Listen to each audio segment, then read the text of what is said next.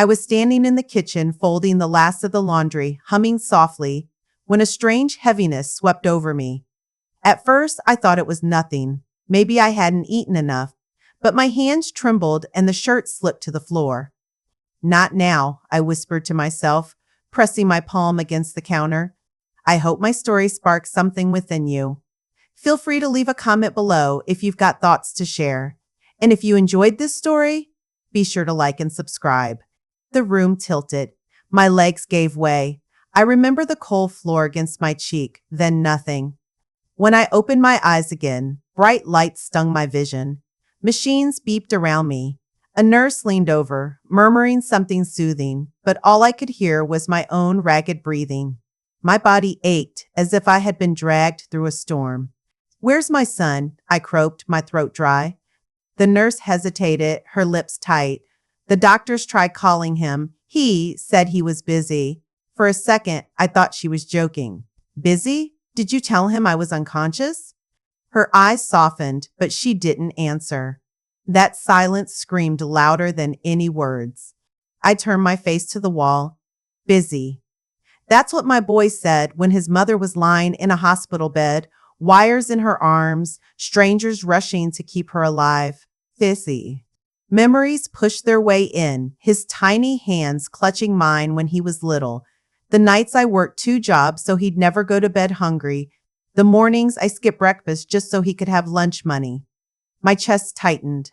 All of it seemed worthless now. The doctor came in, clipboard in hand. "How are you feeling?" "I don't know," I whispered, "like I don't matter." He sighed. "You'll need rest. We'll run more tests." "Is there someone who can help with paperwork? Your son, maybe?" I laughed, but it wasn't joy. It was hollow. "He's busy." The doctor looked away, muttering something under his breath, and walked out. Alone again. Everyone around me had visitors. A husband holding his wife's hand, a daughter feeding her mother soup, even a neighbor with flowers. I stared at the empty chair by my bed. It mocked me. My phone buzzed on the table. My heart jumped. I thought maybe he had changed his mind. Maybe he was finally coming. With trembling fingers, I reached for it. "Hello?" My voice cracked. But it wasn't him. A stranger's voice spoke, calm but cold. "Ma'am, this is about your account. We need to confirm a recent withdrawal made by your son." My stomach dropped. I clutched the phone tighter, my pulse racing. That was the moment I knew this nightmare had only just begun. I woke up to the soft hum of machines and the faint shuffle of feet in the hallway. My body felt heavy, but it wasn't just the weakness from the collapse. It was the silence. The chair beside me was empty. The blanket at my feet was folded too neatly, untouched. Everyone around me had someone sitting close, holding their hand, whispering comfort. I had no one. The nurse walked in, checking my chart. She gave me a quick smile. "Any family coming, ma'am?" I forced my lips into a smile. "My son, he's busy with work. He'll come later." She nodded politely, but her eyes lingered a second too long. I knew what she was thinking. I thought the same thing when I was younger. How could children leave their parents alone in a hospital bed? Now I was living it. When she left, the tears came fast. I wiped them with the edge of my gown. I tried not to cry loudly, afraid people would hear. The old man in the next bed had his daughter feeding him soup. She was laughing softly, calling him stubborn. I turned my face toward the wall, pressing my hand over my mouth to keep the sob from escaping. My phone was on the table. I reached for it with shaking fingers and unlocked it. His number was at the top of my contacts. Just one call, one message, and maybe he would come. But then I heard his voice in my head again.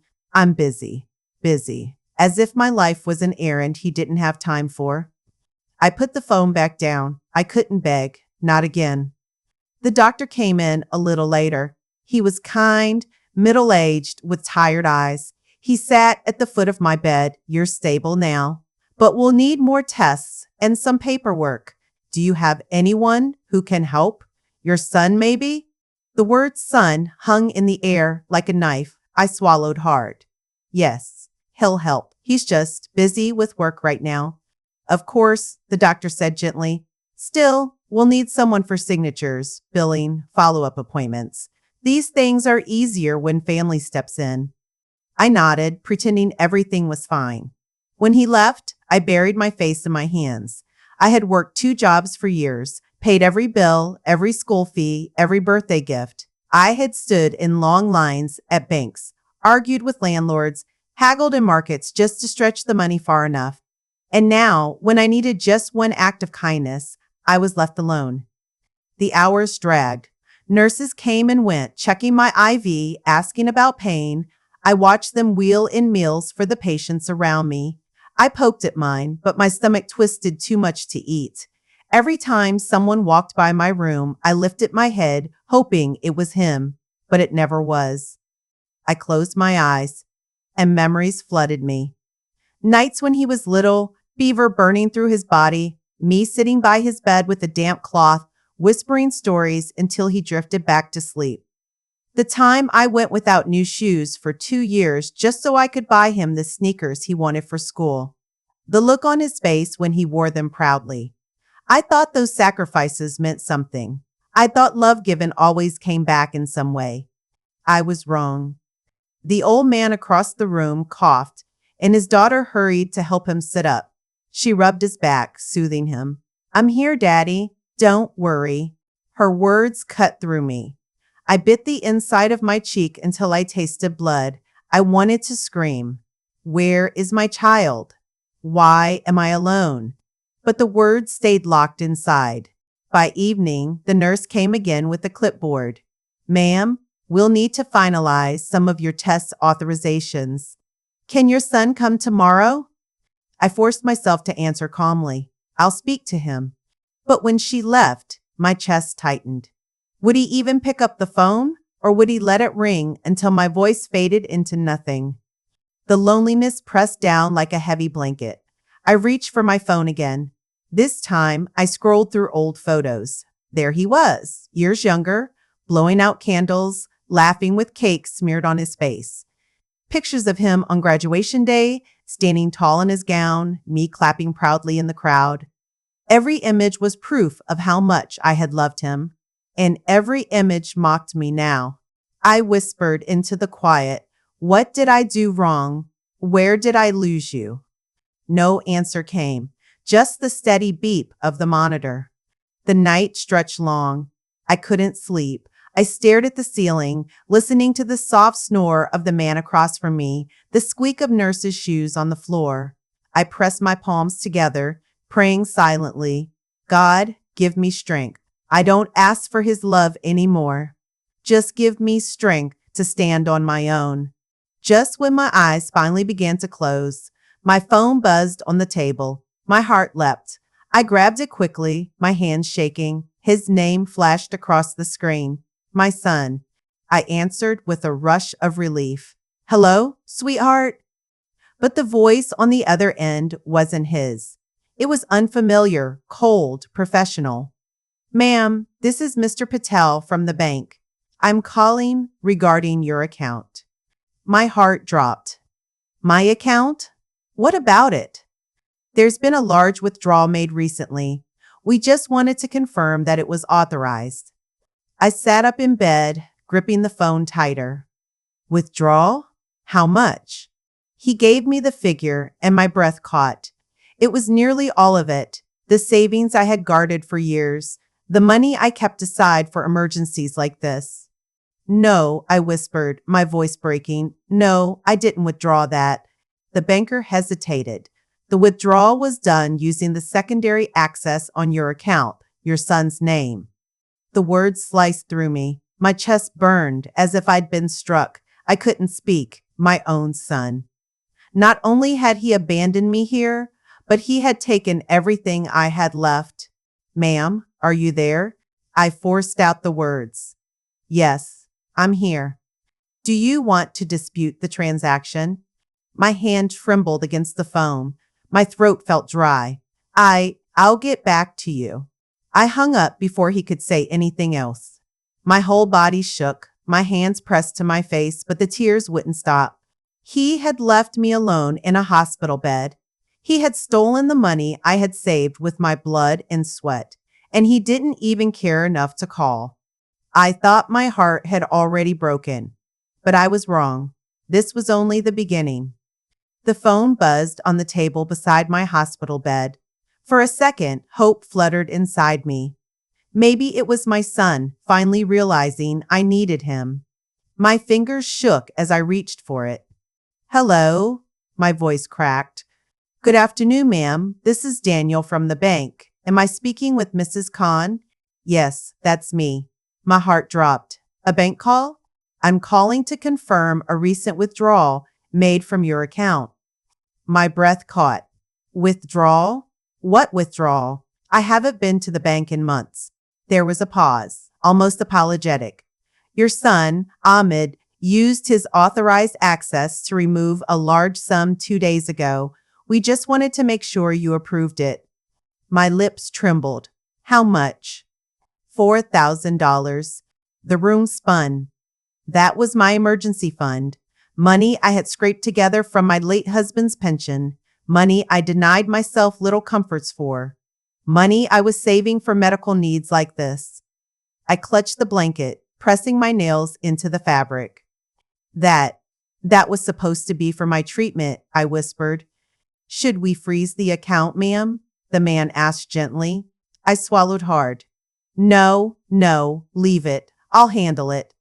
When the call ended, my chest felt hollow. My son hadn't just ignored me, he had stolen from me, my own flesh and blood. The phone slipped from my hand and landed on the sheets. Tears welled up, but I bit them back. I refused to sob in front of strangers walking past my door. I dialed his number. It rang twice before he answered. Mom? What now? His tone was flat, irritated. I took a shaky breath. Why did you take my money? He scoffed. It's just money. Don't be so dramatic. Ahmed, that was all I had. I'm in the hospital. I need that for surgery. My words tumbled out, desperate, breaking. You'll survive, he muttered. I've got things to do. Things to do? My voice cracked. I raised you alone after your father died. I worked extra hours so you could finish college. I skipped meals so you could eat. And you leave me here and steal from me? Stop bringing up the past, he snapped. I didn't ask you to do all that. You chose to. Don't guilt trip me. The line went quiet for a moment. My hands trembled. Ahmed, I whispered, how did you turn into this? Mom, I don't have time for this conversation. I'll call you later. Don't hang up, I begged, but the click cut through me like a knife. I stared at the phone, listening to the dead silence. My chest heaved as if all the air had been stolen too. I wanted to scream, but my voice failed me. I pressed my palm over my eyes, replaying the years in my head. Ahmed as a little boy, running home with scraped knees, crying for me. Ahmed at 16, sulking, but still eating the dinner I cooked. Ahmed at graduation, shaking my hand, thanking me for everything. And now, this stranger wearing my son's face. I whispered to myself, I don't even know who you are anymore. The nurse stepped in, holding a clipboard. Ma'am, you'll need to sign these documents. We'll also need someone to cover the advance payment for tomorrow's tests, usually a family member. I cut her off with a forced smile. I'll handle it. She nodded kindly and left, but the words stabbed deeper. Family member. I had one, but he was gone in every way that mattered. The walls felt like they were closing in. I wanted to call someone, anyone. But who? My siblings had stopped visiting years ago after an argument over inheritance. My friends drifted away once I couldn't go out like before. Ahmed was all I had left. And now even he had turned into my enemy. My thoughts raced. What if I couldn't pay for the surgery? What if this was it? Would anyone even notice if I didn't wake up? The phone buzzed again. My breath hitched. I answered quickly, Ahmed, but it wasn't him. Mrs. Khan, this is Nurse Patel. I'm just calling to confirm if your son will be bringing the insurance papers today. I closed my eyes. No, he won't. Oh, I see. We'll need them soon. I hung up before she could hear me choke. The truth hit me harder than anything else. My son wasn't just absent, he had chosen to erase me. I dialed him again. He answered on the third ring, annoyed. Mom, what now? You emptied my account, I said, my voice shaking but sharper this time. That money was my last safety net. How could you? He sighed. You're overreacting. I needed it. For what? Don't worry about it. I have every right to worry, I snapped, surprising even myself. That money was for emergencies, for my health, for this very moment. Do you even care if I live or die? There was silence. Ahmed, answer me. Finally, he muttered. You'll be fine. The doctors won't let you die. Stop acting like a victim. The words crushed me. My own child saw me as a burden. I whispered, You've taken everything from me. My money, my peace, even my faith in you. His voice turned cold. Then maybe stop expecting so much. And then the line went dead again. I dropped the phone onto the bed. My hands shook, not from weakness, but from anger bubbling under my skin. The sorrow hadn't disappeared. It had hardened into something sharper. For years, I carried his weight, believing one day he would carry mine. Now, I knew the truth. He never planned to. He saw me as nothing more than a stepping stone. The tears finally spilled, but they weren't soft tears of grief. They were hot, furious tears of betrayal. I pressed my fists into the blanket, whispering, I won't let you destroy me. My body was frail, my bank account nearly empty, but inside, something shifted. Maybe I had lost my son, but I still had myself. The door creaked open.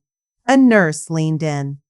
Mrs. Khan, the doctor needs to speak with you. It's important. I wiped my face quickly.